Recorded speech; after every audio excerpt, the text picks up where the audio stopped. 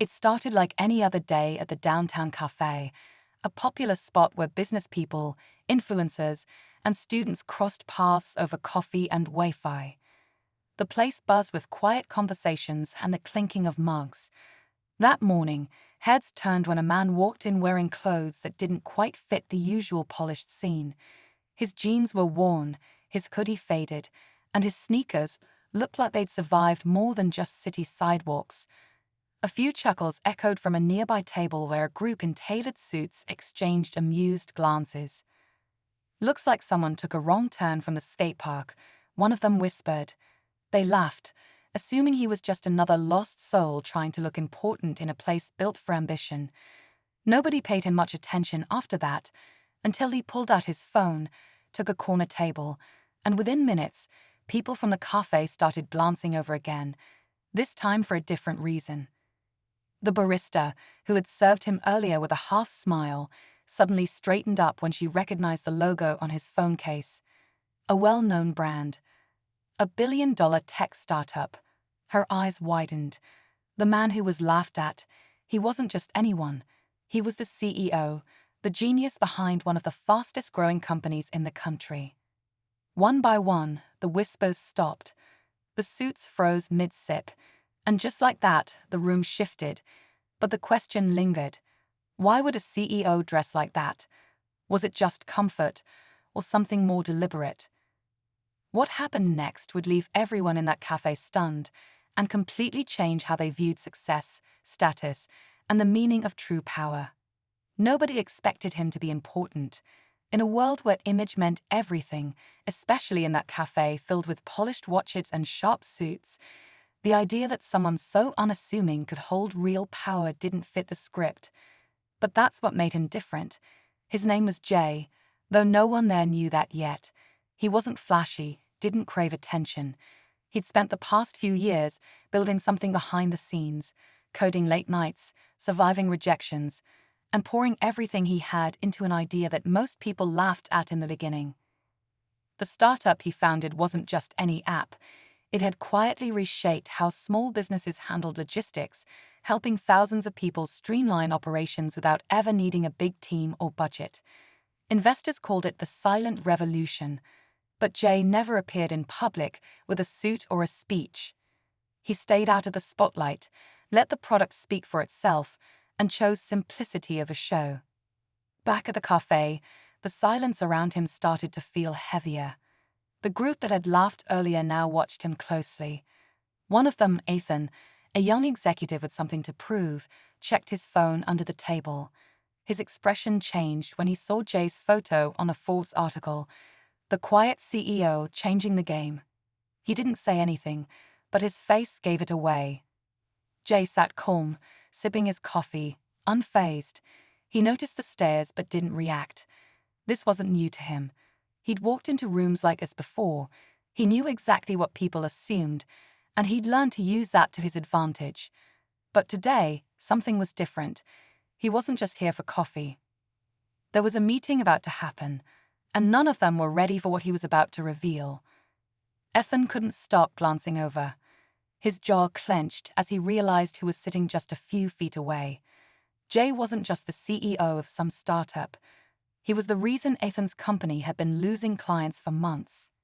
Quietly, without ads or press, Jay's platform had swept through the industry, offering small businesses something faster, smarter, and cheaper. It had taken Ethan's firm years to build their client list. Jay had taken half of it in less than one. But why was he here now? Jay opened his laptop, tapping away like he had all the time in the world. Across the cafe, Ethan's colleague Maya whispered, "What if he's scouting this location? For expansion?" Her voice was low, but the tension in it was hard to miss. Their own company had been struggling to stay relevant, bloated, outdated systems, and a culture too focused on image. Jay represented everything they weren't: efficient, modern, real. Meanwhile, at the counter, the barista kept sneaking glances. Her brother had just started a business and was using Jay's platform. She overheard stories of how it cut his costs in half. Now, seeing the man behind it all just sitting there alone, It didn't match the picture she had in her head. CEOs were supposed to be unreachable, too busy for small places like this. Jay's phone buzzed once. A message flashed briefly. "They'll be there in 10. He locked the screen and finally looked up, scanning the room. His eyes landed on Ethan's table.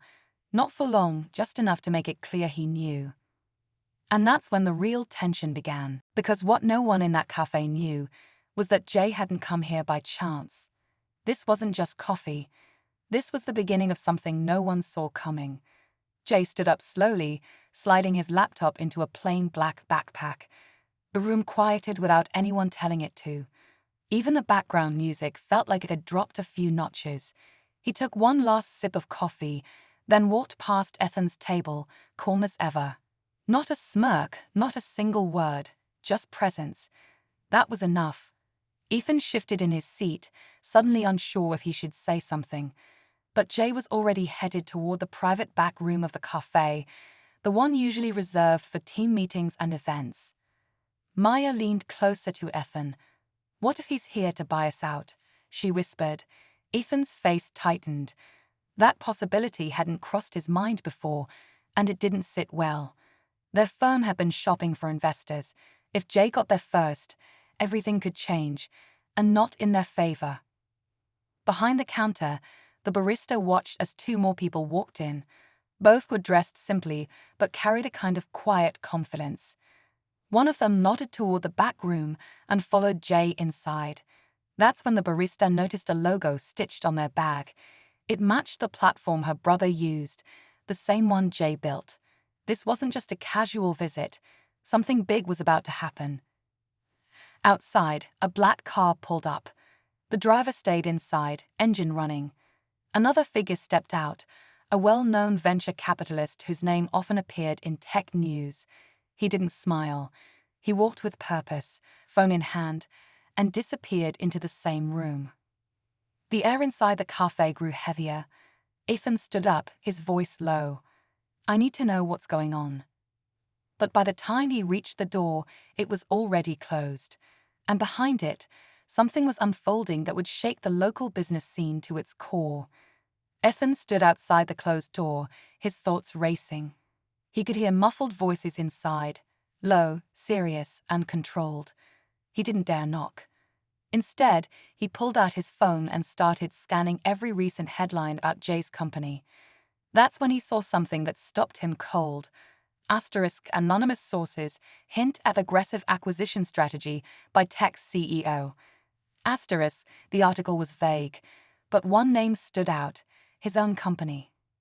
It hadn't been made public yet, but Jay already knew. And now he was here. Inside the room, Jay sat across from the investor, slides on the screen behind him showing data, maps, and company names. One of them was Ethan's. The barista, now pretending to wipe a nearby table, caught a glimpse through the glass. Her eyes widened. It wasn't just about building something new. Jay was planning to take over competitors. Quietly, efficiently, without warning. But then something even stranger happened. Jay paused mid-sentence, turned to one of his team members, and said, "Bring her in." The door opened, not for Ethan, but for the barista. Confused, she looked around, then walked in slowly. Everyone watched as Jay slid a document across the table. "Your brother's company," he said, "is exactly the kind of partner we need." The room froze. Ethan, still just feet away, heard none of this, but saw her expression shift from shock to disbelief. She was just a barista, or so he thought. But Jay knew better. Her brother's small tech solution had solved problems even larger firms hadn't cracked.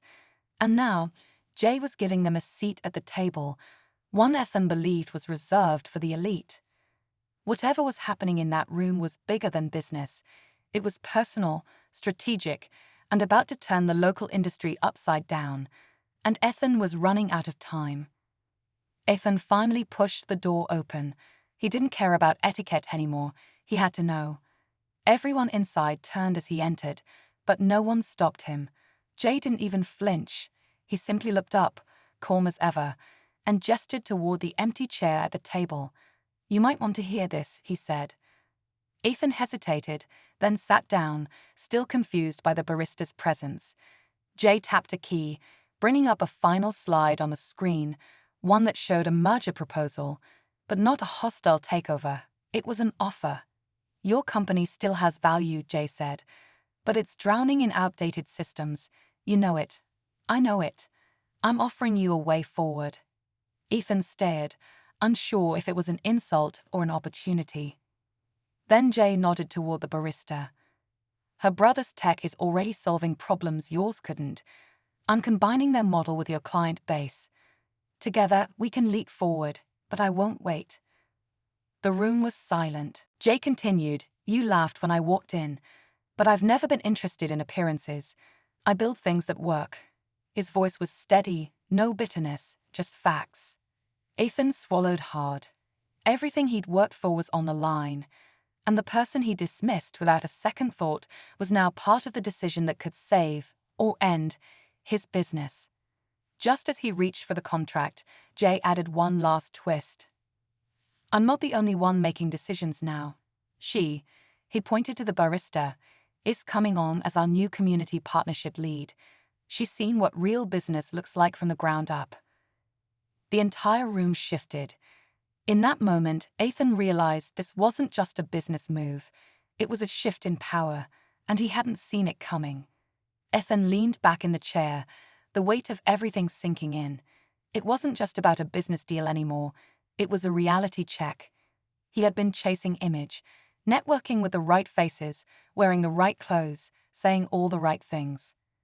But Jay had walked in wearing a hoodie and flipped the script. Not with ego, but with purpose. He didn't just outsmart the competition, he redefined the game.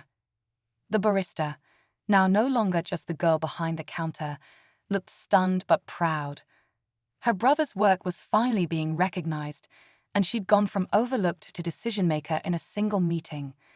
The cafe, once just a backdrop for small talk and silent judgment, had become the setting of a quiet revolution. Jay stood up, offered a handshake to Ethan. This isn't charity, he said. It's vision.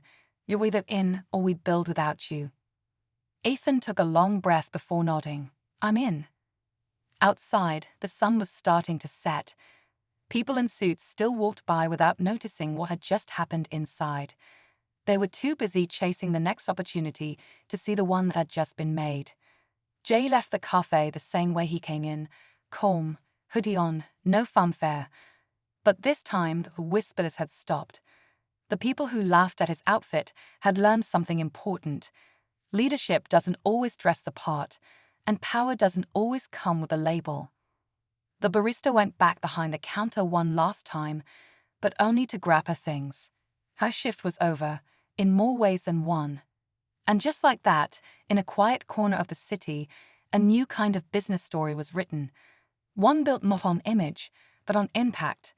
And everyone who had watched it unfold would never see success the same way again.